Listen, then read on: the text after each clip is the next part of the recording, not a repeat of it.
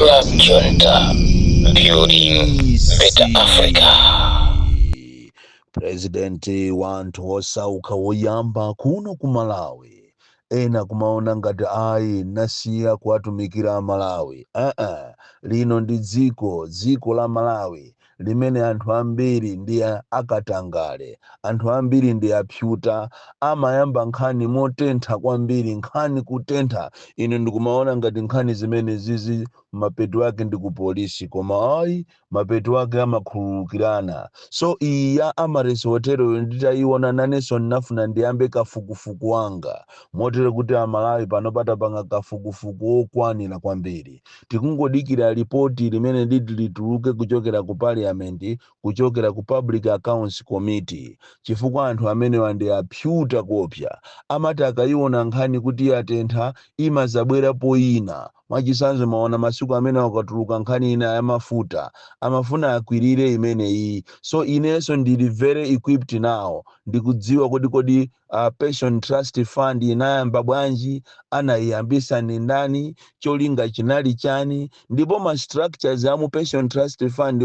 muli ma structures otani. Ndiye pano sitikufuna kupupuluma, ndikungodikira kuti tiyapase mpata apange zawo zimene amapangazo, ripoti lituluke tione ngati ati anthu amangidwe kapena asamangidwe. Inu mukukumbukira nthawi ija kunabedwa ndrama za COVID, kwabedwa ndrama zochuluka muno Malawi, zosatira zake zinali chani. Nkhani ya COVID inavuta koopsya, koma zosatira zake tinangomva kuti akhululukiranako. So tikufuna iwo aja akamatulusa ripoti lawo, inenso ndikhale ndili ndi ripoti la china chilichonse chimene chinachitika. Kodi olakwa anali ndani, anagulisa hotelo ndi ndani, ndipo zimachitika zimene bodi ilipo kapena palibe, ndipo amene amapanga zimenezo ndi ndani, kuti azikakhala ndi mphamvu zopambana bodi. So Amalawi sinnakhala chete iyayi, uku ndikuchenjera kuti nafenso tisakhale opusa Amalawi chifukwa tapusisidwa.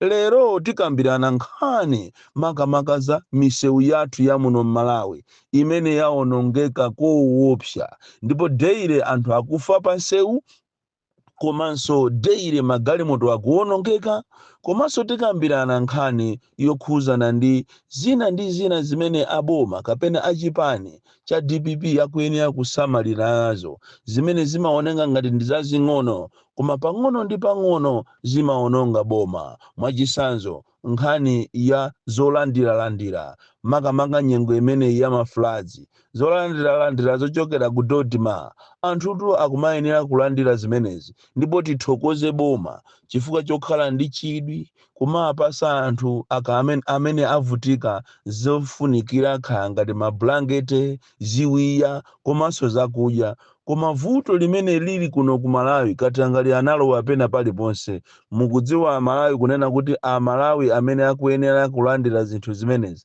akuchitidwa forced mizimu kuti aziperekaso ndalama kuchokera 10,000, 5,000 pakana 1,000. Kumafusa kuti boma lapanga initiative lokuti lipereke zinthu, ndiye inu mukawauza anthu kunena kuti azipereka ndalama, ati ndalama za anthu osisira zinthu mulole. Inu terekeze kuti muderalo muli anthu opambana 3,000 amene akuyenera kulandira zimenezozi. Kodi 3,000 times 10,000 ni ndalama zingati? 3,000 times 5,000 ni ndalama zingati? 3,000 times 1,000 ni ndalama zingati? Muona kuti katangali alipena paliponse. Komanso chodabwisa china nchonena kuti boma lachita initiative lokuti lithandize anthu amene akuvutika ndi madzi, koma kupeza kuti katundu uja akupita kouma, akupita kudera limene sikukukhuzana ndi za maflazi, ndi dziko lomvesa chisoni. Izi pang'ono ndi pang'ono zimadya boma, zimadya chipani, even olokuti kubwere zisankho, mwachisanzo zisankho zapita zija, muona kuti as a ruling party sinachite fair well. Muzifunse kuti kodi chipani chimene chakhulupiridwa ndikulowa mboma, anthu ndikuchikhulupirira kunena kuti tiyeni tisankhe DPP 4 months down the line ndikapeza MP mmodzi, zikuyenda? izi ndi zina mwa zinthu zimene pang'ono ndi pang'ono zimaoneka ngati zazing'ono koma zimadya chipani, zimadya mbiri, zimapangisa atsogoleri kuti asakhale otchuka. Nkhani ina imene ikuchitika m'mizimu ndi nkhani yokhuzana ndi ku immigration. Iyiso ni nkhani yonena kuti ikhoza kumaoneka yophweka koma chipani cha DPP musamale chifukwa mpaka leroli Amalawi akuchitabe struggle, akuberedwabe ndalama. Anthu Amalawi akupereka ndalama zambirimbiri ku immigration kuti apeze passport, kupatula kuti kaya minister achisale anapita ndikupangako initiative yonena kuti aliyense amene angapereke ndalama kumene kwazimangidwa. Tapita lero ndi zinamkhanga kuti achisale aja anakangoyika sopano sabola wanchere wokoma bwino kuti anthu aziba sopano oti anthu akulirabe. Andi mukamanyamuka inu aboma kumapita kumaiko ngati ku South Africa ndicholinga kuti ati mukapangise anthu kuti akakhale ndi mapasipoti, zimangokhala njira chabe zobera ndalama zoonongera taxpayers money. Chifukwa anthu ku South Africa akulira bepa kana lero kunena kuti akapita ku embassy kuti akakhale akapanga nkhani ya mapasipoti palibe chimene chikuchitika, anthu adakavutika bepa kana lero. So mukoza kuiona nkhani imene ya mapasipoti kumayiona ngati ni nkhani yaying'ono koma ni pang'ono ndi pang'ono mbiri ikutani ikuonongeka. Andi ine ndikudabwa kunena kuti kodi anthu amene wawa aku immigration muzayamba kuamanga liti, chifukwa akanayamba kumangidwa anthu amene wawa amene akumabera anthu makobiri awo ndikuwauza kunena kuti passport yanu ituluka mawa koma mawa ja ndikukhala meze 8 mawa uja ndikukhala chaka atasiya. Andi ndi chimodzimodzinso a minister aja titawauza chifukwa zambiri zitu zimamveka kuchokera kwa the DC. A minister of health titawauza kunena kuti apitani kubwaira mukaone chifukwa ambiri sakudziwa kuti how did the minister go there. It was through ma audios ngati awawa tinapereka red flag kunena kuti kubwaira hospital sikuli bwino. Atapita kumene kuja mukamva nkhanija akuti anampeza munthu ina ananena kuti ngati mukufuna kuti zanu zikuyendereni nsanga perekani ndalama, koma munamuona munthu ja anammanga. Muona kuti system imene iyi anthu adakavutika be muzipatalamu and is worse now. Akanakhala kuti a minister aja nthawi omweyo anapanga initiative yommanga amene ujayo ndiye kuti muzipatalamu athu muli bwino. So mukhozanso kuiona imene yakuchipatala kumayiona ngati ndi simple matter koma ayi ndithu pang'ono ndi pang'ono mbiri ikunka na ipita, mbiri ikuka ikuonongeka. Zosatira zake zipani zimakhonza kubwera, zipani zimakhonza kukhala ndi atsogoleri a vision koma chifukwa cha mmene system yanu ikuyendera mpeza kuti anthu akuamba kukusikani pang'ono ndi pang'ono. Andi nkhani ina imene yachipani kapena boma mukuyenera musamale kwambiri ndi anyamata anu amene padakali panopa akutengera system yomwe ija ya MCP yomayenda ndi zikwanje m'misikamu m'mataunimu ndi kumaopseza anthu. And system imene iyi yakula kwambiri ku Lilongwe. As we talk now, tapita ni ku bus depot ya Lilongwe pa gate po ndiye muone nsewu pita ku Chitundu kumene koko kuli mabyuro ambirimbiri andi kuli anyamata akamabwera usiku ndikumathyola mabyuro amene aja achipani ndikumanena kuti amene akufuna kukhala pano apereke 10 million. Ifeyo ndi ife achipani tachivutikira chipani chimene chichi. Andi nkhani imene iyo masiya anyamata kuti azikula mphamvu kwambiri azikhala ngati madolo pang'ono ndi pang'ono mukonza kuiona kuti ikuononga mbiri ikuononga chipani andi panayenera kuti patengedwe action. Kumene koko ati kuli ati Foni City ndiye kuli Kalonga kumene koko ku Lilongwe ku bus depot kusika kuseri kwa ujeni kwa mukamapita kukumagulitsidwa nsombako kumene kukuli nkhanza zoopsa anthu akuvutika anthu opanga malonda muzina lokuti ati awawa anyamata amene wandi achipani kuzuza anthu. So mukuyenera mutengepo action yochita discipline anyamata amene wawa. Nkhani ngati zimene zizi mukonza kuona kuti zikunka pang'ono pang'ono na ziyipisa mbiri ya chipani na ziyipisa mbiri ya atsogoleri komanso anthu ambiri osakhala ndi chikhulupiriro. Zosatira zake izizi zizaoneka 2030 atsogoleri anu mkuyenera kuti asogoleri enu mukhale pansi mwalangiza asogoleri anu am'madistrikiti am'matawuni kuti azipanga zofunikirazo. Izi tikungokulangizani zili ndinu kutenga fache malangizo amakhala aulere sikuti timafuna kuti tilandirepo dipo lina lililonse ayi. Nkhani yayikulu lero imene tikufuna tikambirane ndiyokhuza misewu ya kuno ku Malawi.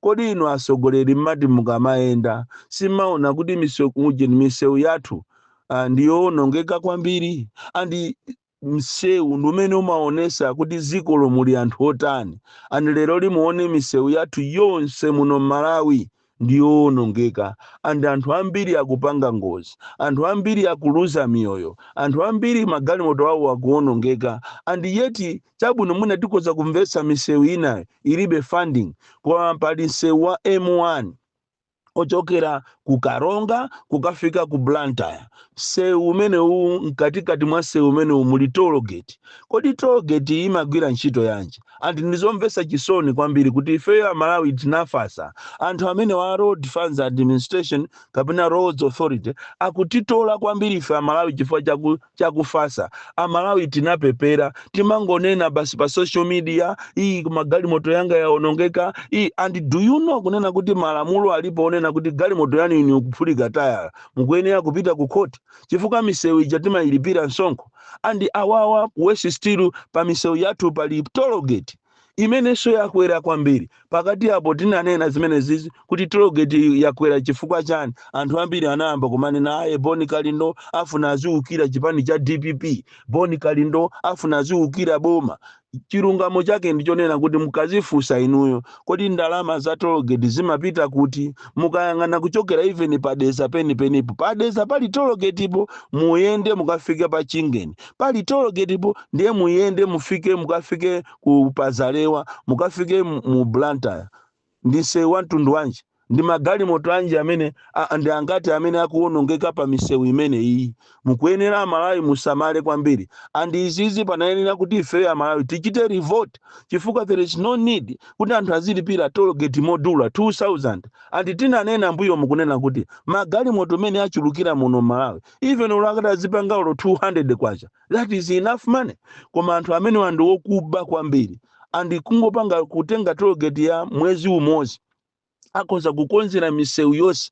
Taona ni even pali makapena acha amakonza msewu pa Mulambe pafupi ndi pa bridge alandira ma billions koma palibe chimene apanga. Chimene akuziwa iwo ndi kumapanga mwano kwa ma motorist kumamenya magalimoto anthu. Pali company ina imene imakonza msewu pa Mulambe hospital pa bridge.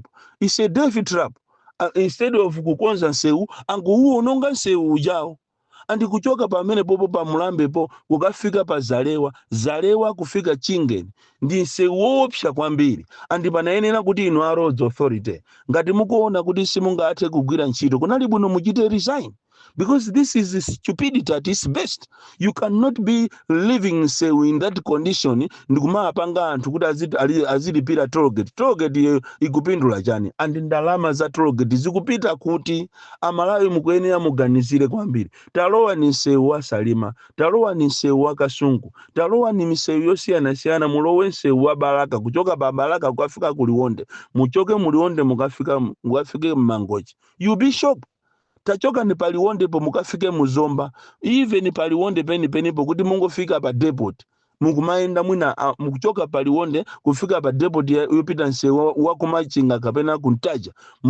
Anthu akumaenda pafupi 1 hour kuli kuwonongeka kwa msewu. So we need Amalawi to wake up.